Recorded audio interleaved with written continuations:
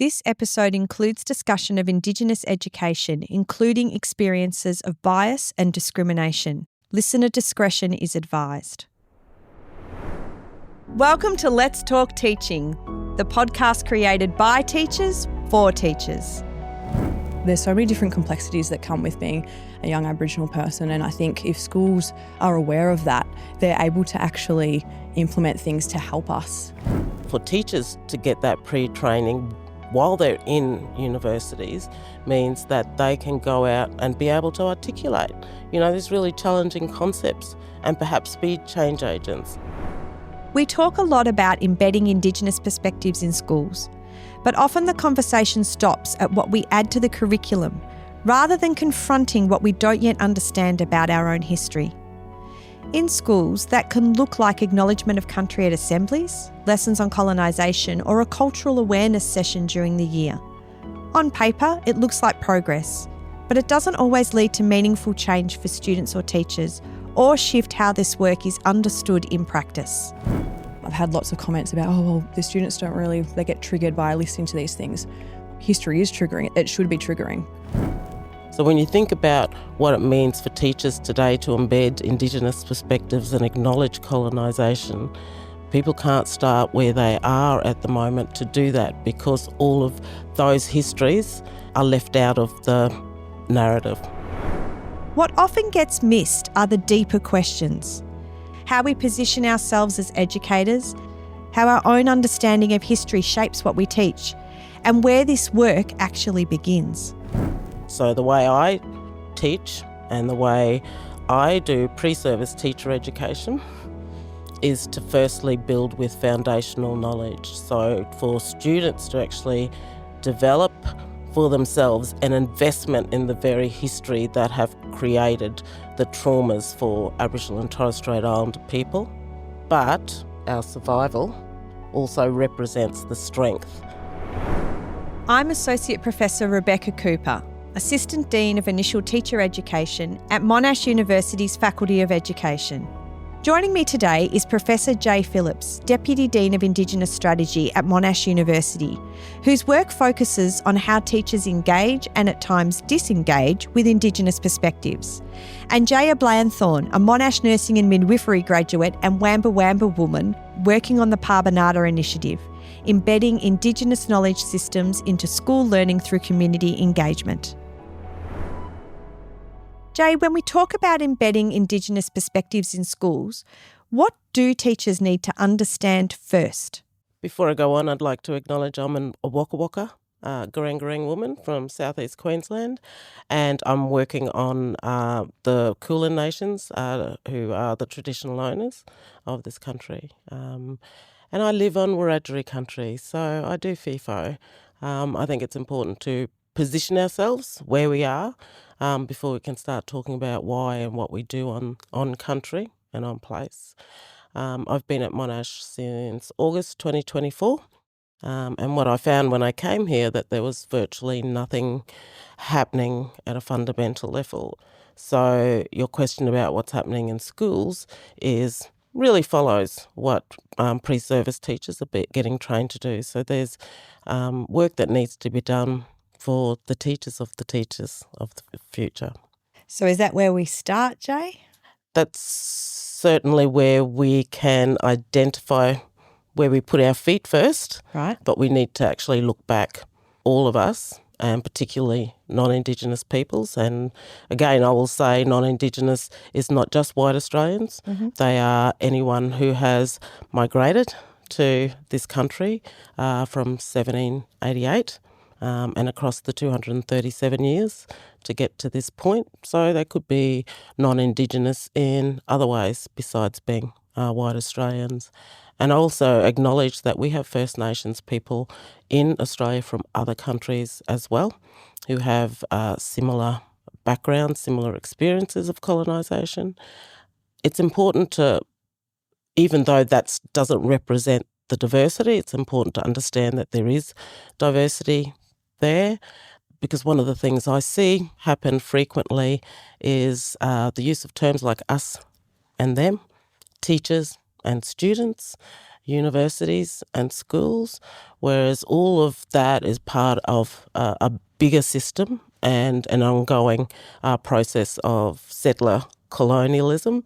And that's why the starting point needs to be everyone taking a step back and understanding what their role is on country, and capital C country, not little c Australia, because now you mentioned that there are acknowledgements that people do to make it meaningful, is to actually understand that country is more than just the land that you're standing on, that it encompasses all the values and cultural obligations, the histories, the ancestral remains and the teachings from our ancestors, the practices for Aboriginal people. So you're not just standing on land, you're actually standing on the fundamental basis for how we live as Aboriginal people.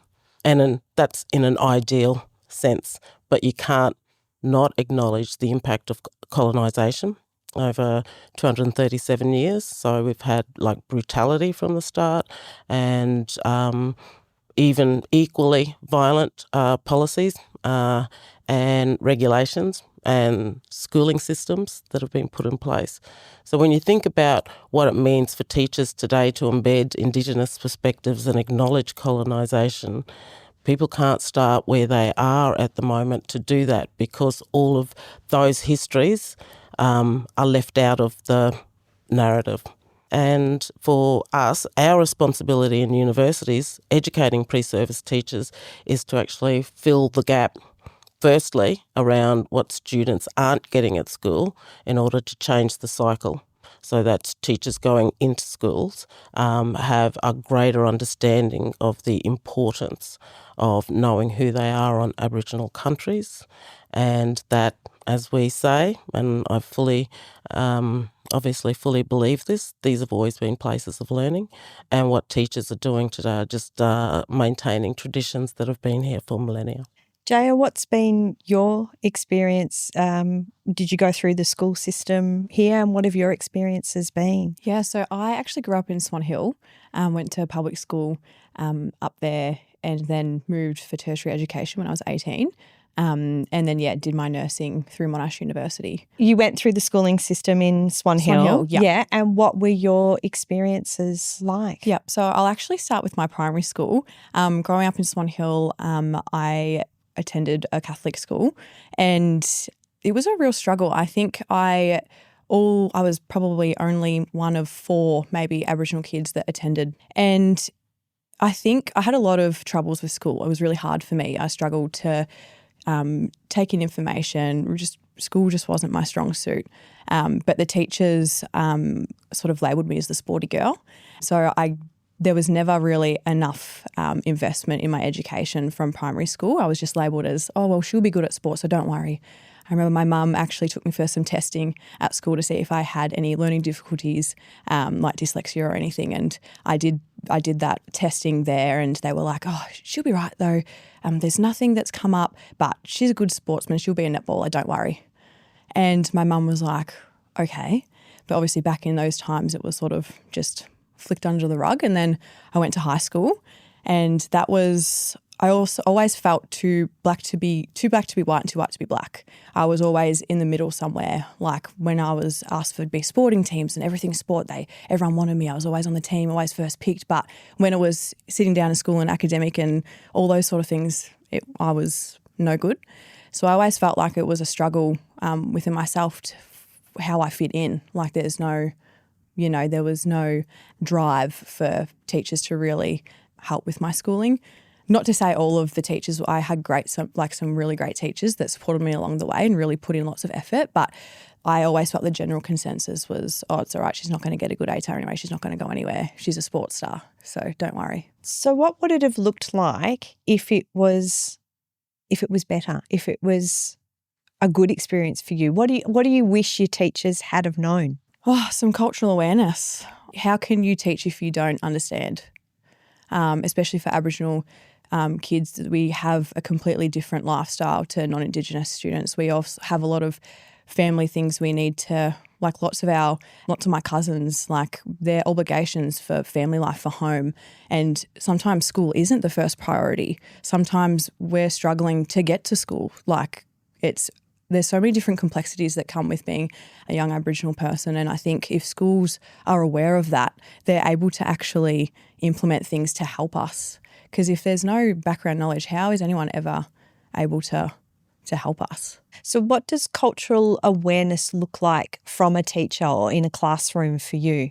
What would that look like? There's not really much meaningful engagement. Usually when there's cultural awareness, it's something you tick through, something you can skip, and no one ever, when we do OH&S, I'm not reading through every single thing that's on a slide. So you mean in terms of professional learning for teachers, it's very just see it on a screen, hit next, hit. Yeah? Okay. There's no meaningful engagement, I think. I'm not sure what the school system's like now. Obviously, I'm 26 now. I've been out of the school system for quite some time. But when I was going to school, there was, not really much of that. Ekesos at school with the career educators. Yeah. Again, there wasn't much engagement, no workshops, no speaking to the Kesos to see what they can do or any understanding cultural awareness. There was none of that. Right. So I don't actually know what they did for their cultural awareness. I actually don't think it existed, to be honest. Does it exist now? I think on some levels, yes. Jay, you could probably speak a bit more to that. But I think it's something that's looked at as to tick a box. Yeah, okay. I don't think it's meaningful, and I don't think it comes from a place of a genuine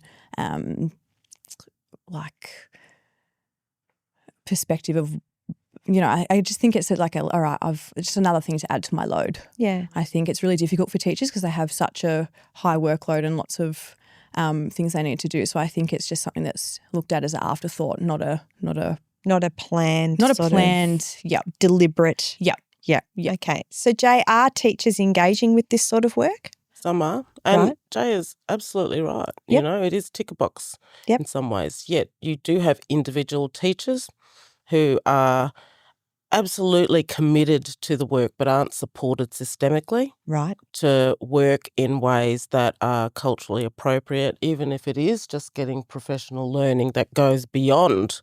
Cultural awareness is the tip of the iceberg of what's needed.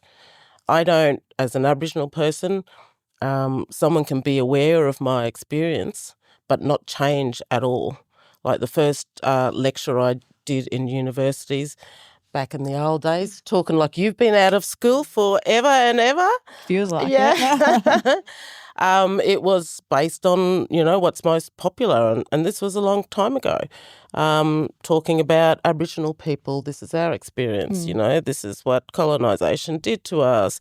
This is how our families work together. None of it built a relationship with the students' life worlds. So after that first lecture, I was determined never to do that again. So I don't share my part of my story at all in a learning context because just bringing it to the attention of someone does not make a difference at all unless there's already an affinity or an experience that makes people understand how important it is for them to do it. So the way I teach and the way I do pre-service teacher education is to firstly build with foundational knowledge. So for students to actually develop for themselves an investment in the very history that have created the traumas for Aboriginal and Torres Strait Islander people. But our survival also represents the strength. So if you look back at colonial history and settler colonialism, to have us sitting here from different generations being as strongly Aboriginal as each other throughout that history is absolutely demonstrating our cultural strength.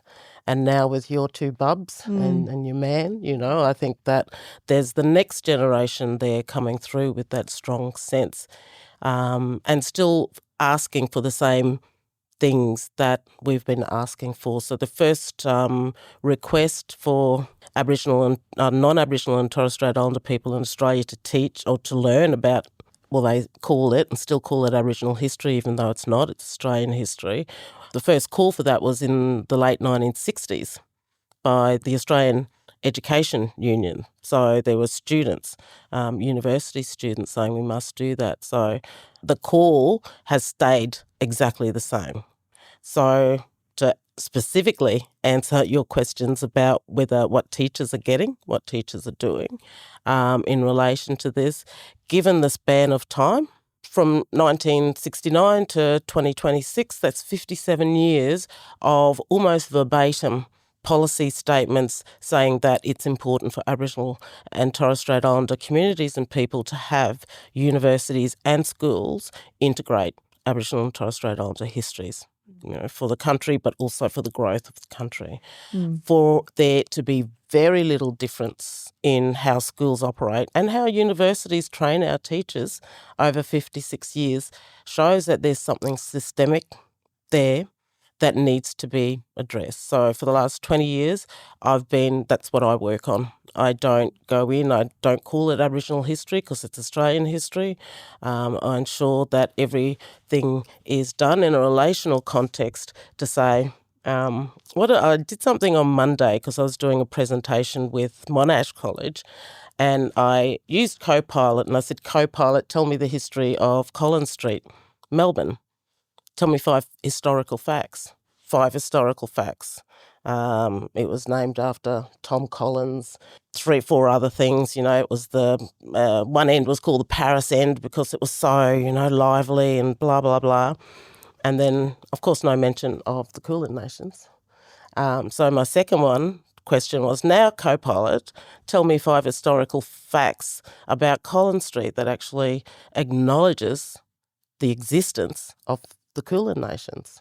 So it was framed in those ways, but it was just, okay, so the Kulin Nations were dispossessed, the Kulin Nations had a strong economy that existed, that was kind of overlaid by, the whatever was brought in by the invaders. Copilot didn't use the word invaders. But when I looked at it, it's like these are just 2 separate lists of historical facts. There was no kind of relationship that said because Aboriginal people were massacred, because Aboriginal people were forcibly removed to missions and stations, forcibly excluded from the education system, all of that was why the Paris end and the lively streets of Melbourne could be. And it's that relationship that's really key because people don't have an investment unless they see their own histories in it. So that's the first thing I do with my teaching and, my curriculum design is to build that relationships. And there are all those different dimensions as well, like socially and culturally. Then you've got institutions like schools and churches. Then the histories of the country. So there's all that information that's filtered. And then at the very start, we already started the filter to exclude the experiences of Aboriginal people in the settlement of this nation. It can be challenging for students, but I've seen a slow shift over the last 20 years. What's the indication of that shift, Jay? What are you seeing? So in 2003, it was my first class. I'd written this unit and it was in Queensland. And one of the students had responded to a question about, like, where are you from? What are some of the conversations that you have at home? Just trying to identify what the social knowledge is. And he said, we kind of, we sit around and there are abos that live around us, I was just like, okay, right. It wasn't even game on. It was just like, no, this is normal, this is out there. A couple of students gasped, but then the process is to say, well, where did that come from? Blah, blah, blah. That would never happen today. Okay. And it seems like a strange thing, but I think looking at the way language has evolved, but also in the way that on social media, like I have seen the conversations shift.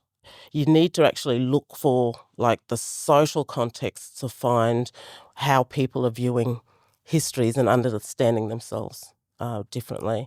And for teachers to get that pre-training while they're in universities means that they can go out and be able to articulate, these really challenging concepts and perhaps be change agents. Jaya, Absolutely. you're agreeing there? Yeah, absolutely. And the true history. I think there's so much history that's only just touched on it, and it wasn't just massacres, it wasn't just dispossession, it was much deeper than that. And I think we can never move forward altogether if that is not acknowledged. I think that's a massive big thing, and people think, oh, so long ago, 250 or 238 years ago, and it's like, it's not. My pop was born on the mission, Moonacolour.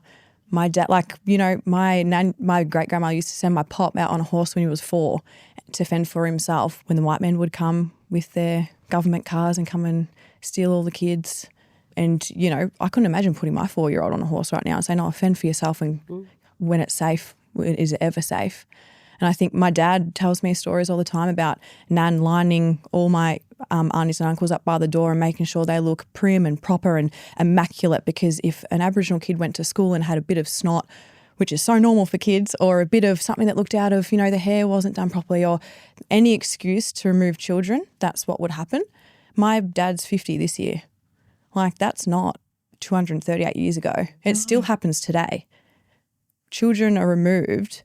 So, and you would actually be surprised at the numbers in healthcare by just the lack of cultural awareness, any understanding of Aboriginal people at all, and kids are removed straight away.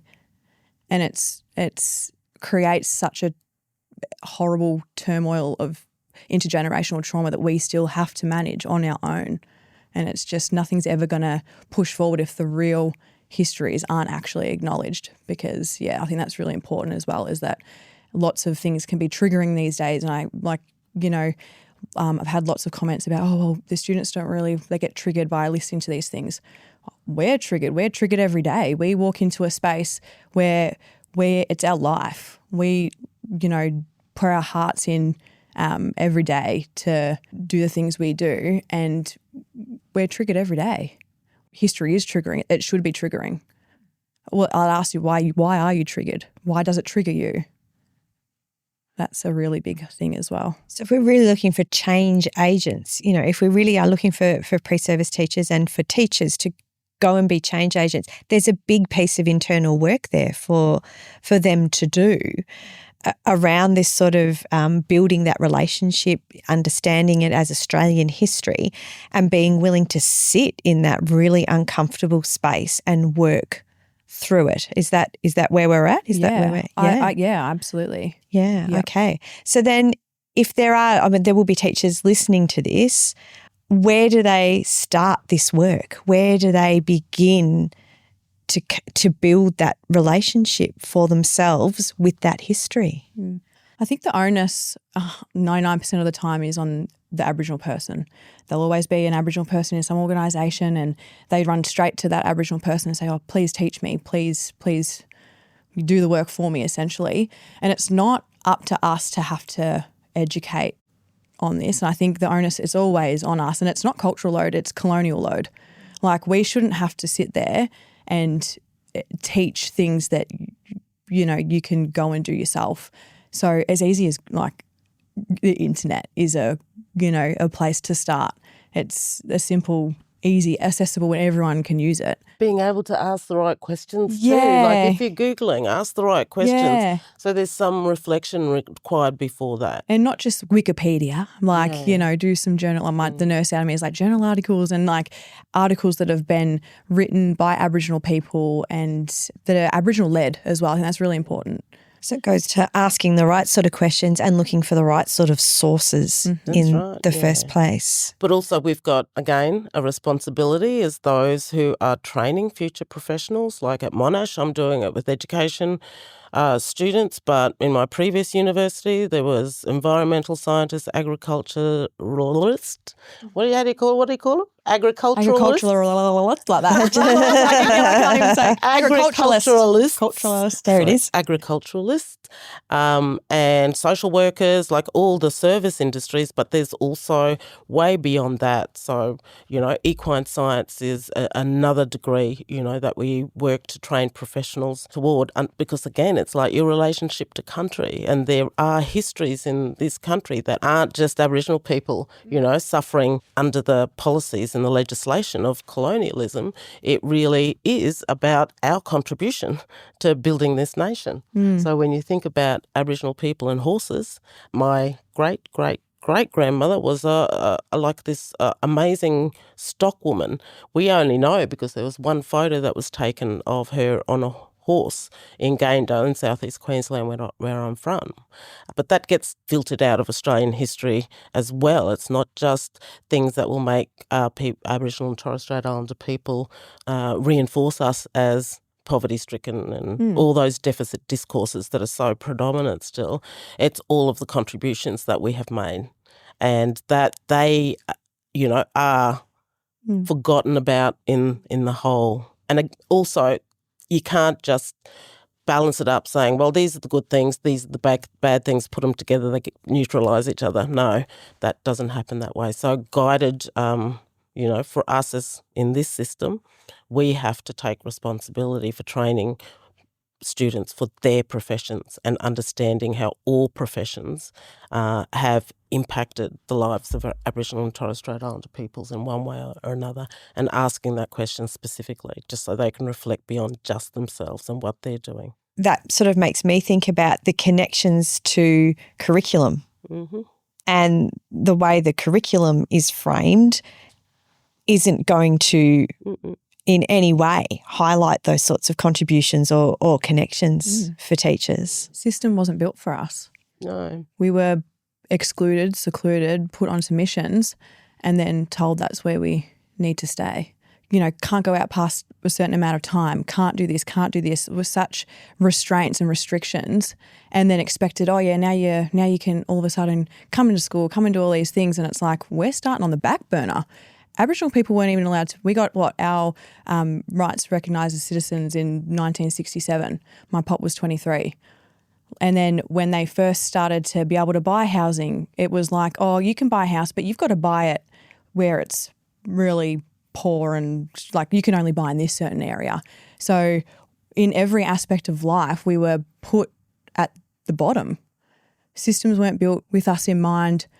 They were built to exclude us. And your example of child safety, child the organisations for child safety of one of my friends works in that as an Aboriginal woman, she would do things very differently than non-Indigenous people going and checking because the lens would be different, and people would come in and look at a house, like you said, that's messy and make certain judgments about it because there are Aboriginal people in the room. And, my friend would go in and say, this is just a normal house. My house your house like is this allowed all to be the time. messy. Like, what comes into my house today? It's a bomb. Exactly. I've got 2 young kids. That's Yeah. normal. And like I was saying, when Nan used to have to look at the kids, my dad, before they went to school, I don't have to worry about doing that now. But that is something that's I still have trauma from that. I'm always making sure my kids are pristine. I have absolute trauma from that, from Dad telling me those stories. And still that impacts, how I send my kids, how I present myself, because it's so embedded that we have to be perfect, pristine, or something can happen. What helps you move on from that? Oh, my people, Yeah. my family, yeah. Aboriginal people are born with responsibility from the moment, So, I just work for my people, my family. Yeah. Yeah. And how does it connect with the work you're doing now? Yeah, lots of ways. Parbinata is a initiative that Joe Ty created last year, and it's about embedding Indigenous knowledge systems and aligning that with the ACARA standards, so for the curriculum, to bring school-age kids from year 7 to year 12 and bring them to fun, immersive cultural knowledge activities. So a lot of our knowledge and a lot of knowledge that's been transferred, medications, for example, all of our plant knowledge that was used to make the medications we have today.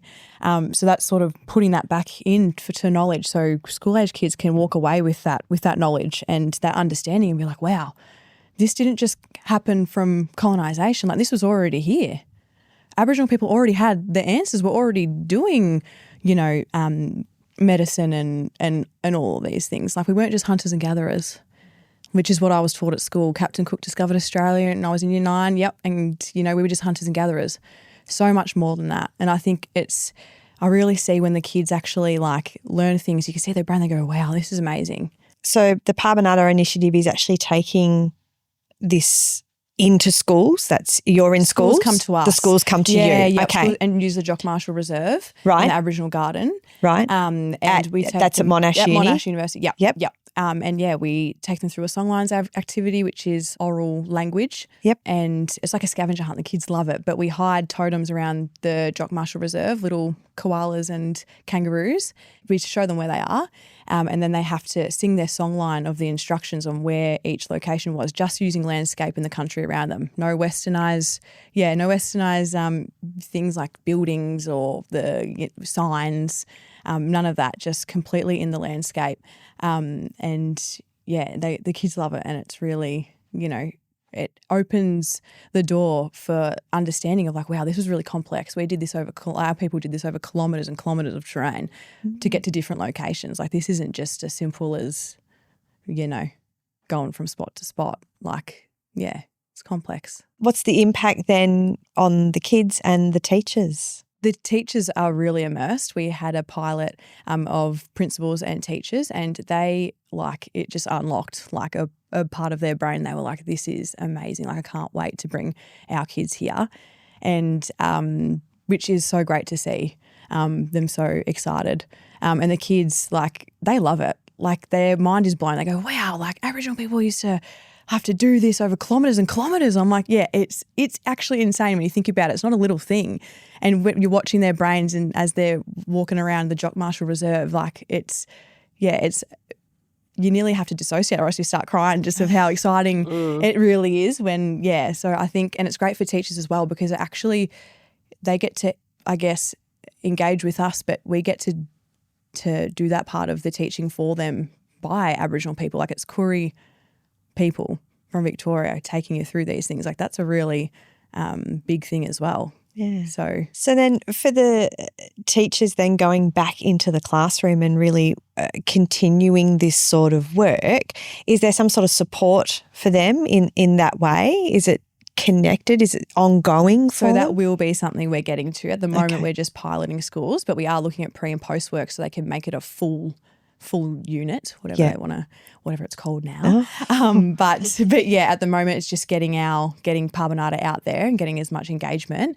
We also do it, for corporate partners as well and external. Oh, right. Yeah, so if Monash Council want to come in and do that, we run that through there as well. And the third step is having a Rangers program, so having Aboriginal people at Monash that are looking after the landscape. So it's a broader educational program, so starting with schools but actually community-based, really, looking to educate the community. Yeah. Okay. Yeah. Terrific.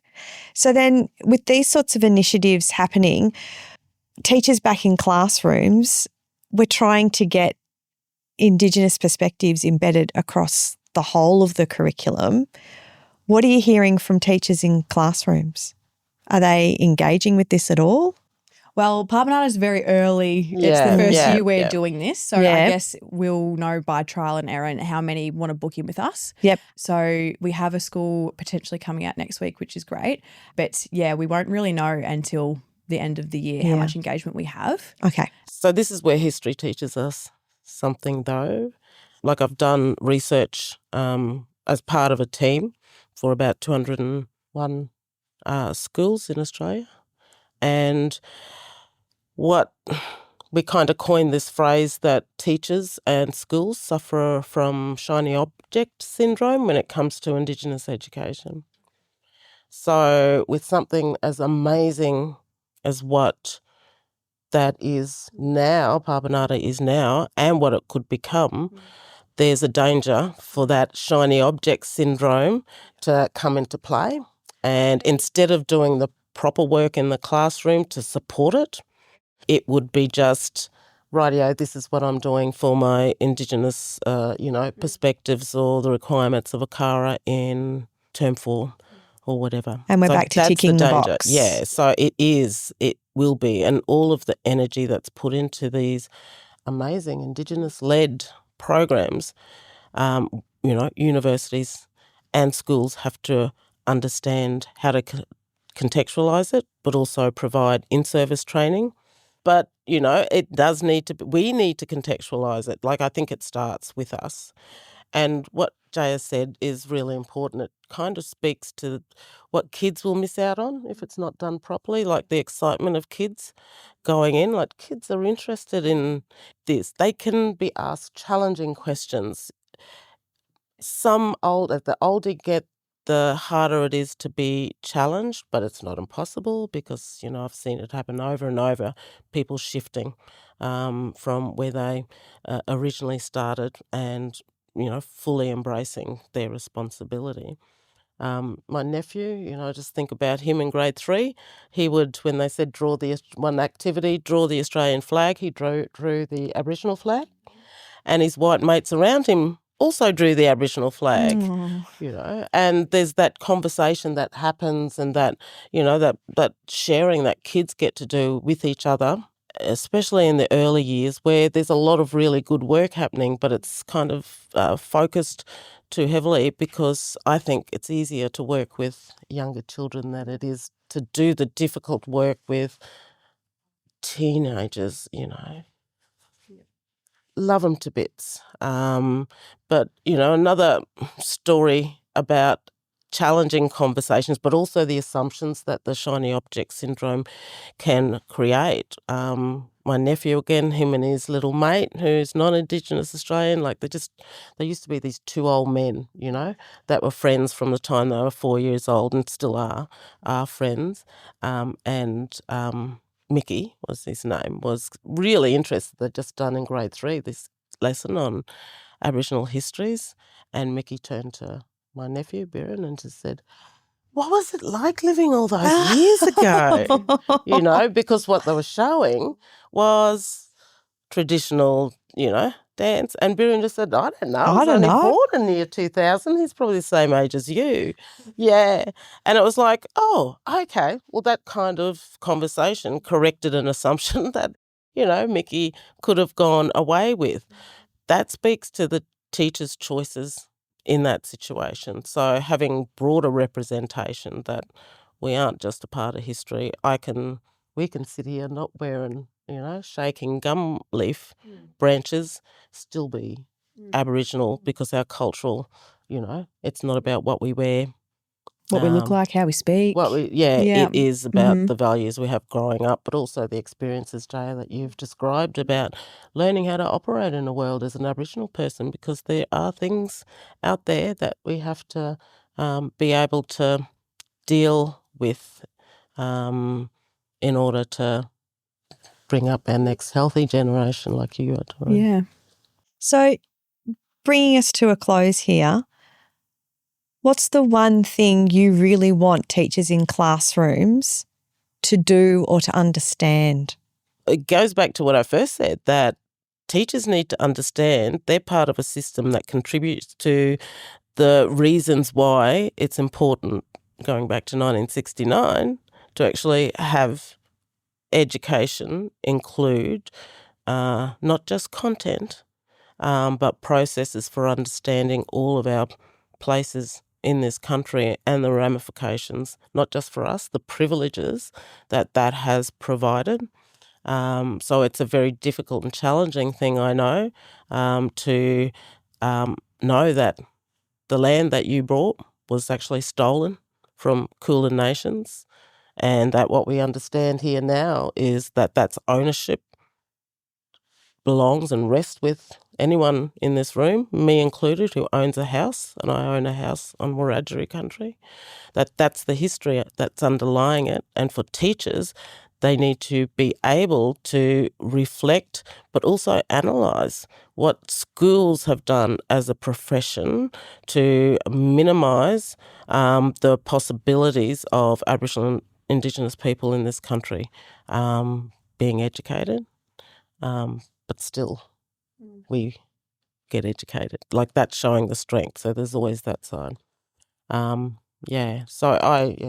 would be my answer. Understanding people's self, but also the role and responsibilities they have because of the profession they've entered into. Really good. But I think teachers just taking a step back I think just removing themselves.